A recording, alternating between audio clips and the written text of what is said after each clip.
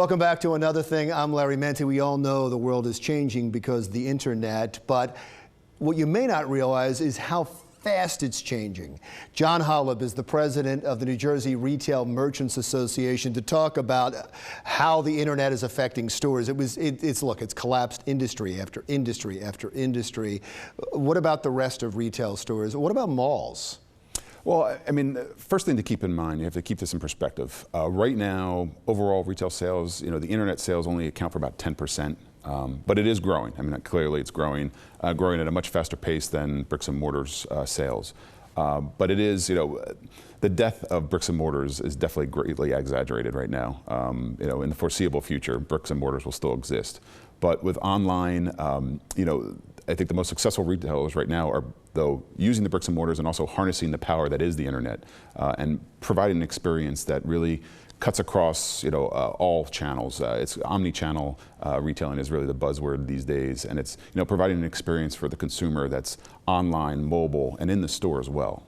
And I noticed that when you go online to buy something, even from an established retailer, they say this is an online sale only. It seems like the retailers themselves are trying to get people to buy online. Absolutely. I mean, because that's what, you need to give, the number one rule in retail is you need to give the consumer what they want. And so, retailers are constantly trying to provide the consumer with the experience that they want, with the product they want, at the price they want it at. So that's retailing 101, really. The road is littered with stores that didn't adapt quick enough. Borders and Sam Goody, and they were just overwhelmed by the internet, but they were all early on. You're not seeing that as much anymore. No, and you know what? Stores come and go. That's part of retail. Retail is constantly evolving. It's a very dynamic industry. Our association's been around for 50 years, and I look at the sign-in sheet from the very first meeting, and this is 50 years ago. A lot of those don't exist, and they haven't existed for decades. So retail, really, it's driven by consumer demand, and it's, a store might be hot one year, and it might not be the next year. So really, the internet is accelerating that process, I think, to some degree, but it's something that's always existed. And we should point out, it's not just retail. We're just focusing on that, but it's affected television, it's affected radio, it's affected every industry. So it's affected anybody that makes sales to the public, especially, and that includes newspapers. Why are people still building malls if people don't go to malls as much anymore to buy their products? Well, again, the demand is there. And also, though, I think the one interesting thing you're seeing these days in malls, it's much more than just stores and a food court.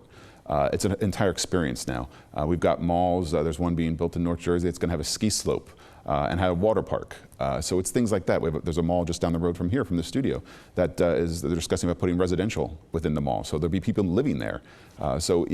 The malls of yesteryear are no more. They're really evolving, becoming much more of an experience and not just shopping, not just focusing just on retail. Yeah, it's fascinating that you said, well, the demand is still there. When you build a mall, you're not looking at this year. You're looking at 10 years, and you're looking at 20 and 30 years down the line. It's definitely a long-term investment. And I'm sure you've gone to conferences where they've talked about 10 and 20 and 30 years. Where are we going?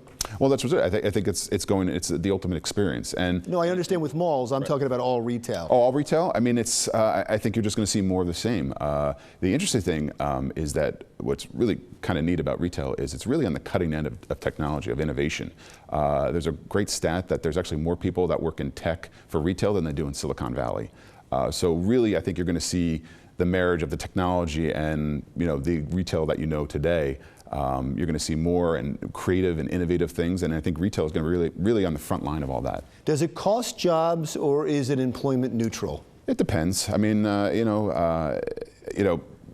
Automation obviously can cost jobs, but you can then, if workforce development is a very important thing that we focus a lot on. So we want to train people for the jobs that are going to exist down the road. So a job that exists today might not down the road, but another one might come up.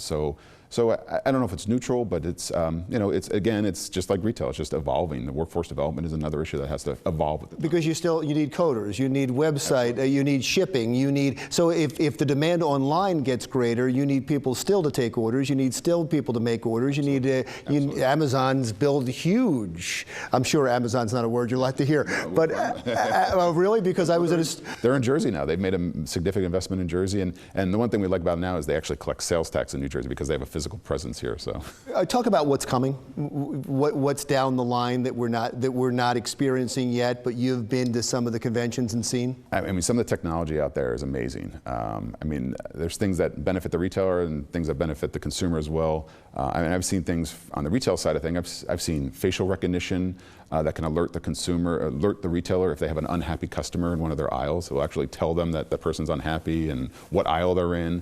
But also there's some, for the consumer, I've seen mirrors where you can walk in a store and you don't actually have to try on the outfits. It will put the outfits on you and you can see it in the full-length mirror. I mean, the technology that's out there is just absolutely amazing, and it's just the tip of the iceberg.